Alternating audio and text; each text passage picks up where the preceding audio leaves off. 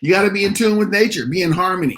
Too much of the work, particularly in agriculture, is trying to dominate nature.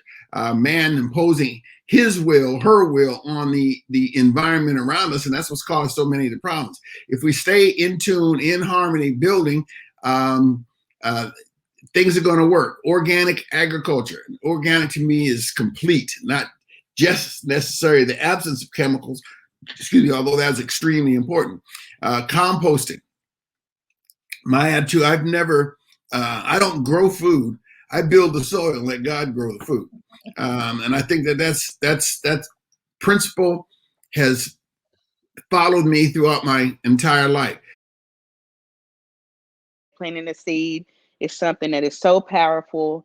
It is so much strength inside of nurturing that seed day to day and giving it the sunlight and the care that it needs. And it is, in fact, for me, a revolutionary act. And it's a silent form of protest, but one of the strongest things that you can do for yourself is feeding yourself. When you have control over your food and what you're eating, it is absolutely one of the most powerful acts you can do. And it is an act of revolution. Not only are you feeding yourself, but you are taking control of the health of yourself. If you go out into your community and you start spreading that food throughout your community, you're strengthening up your local economy. You're building a sense of wellness in your community because food is wellness. So you are really doing something that is very, very strong, very powerful, and something that can definitely pass on to another generation. If you could teach a child how to feed themselves, then they hopefully will never go hungry. So I always say that free food is not an act of justice. Giving somebody food is not an act of justice, but teaching that person how to feed themselves is an act of justice.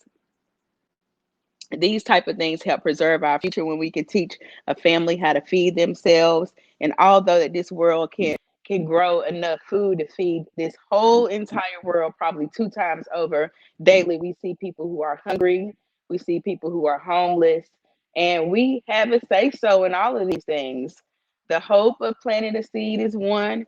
And when I look at the beehive and the mentality of the beehive and how they all work together, it certainly empowers me that we as a people in a human race can do these same type of things. So in response to this, organic farmers have pushed back and have established their own label called Real Organic. And this is to differentiate themselves from the USDA organic label. And here you see two different types of blueberry operations.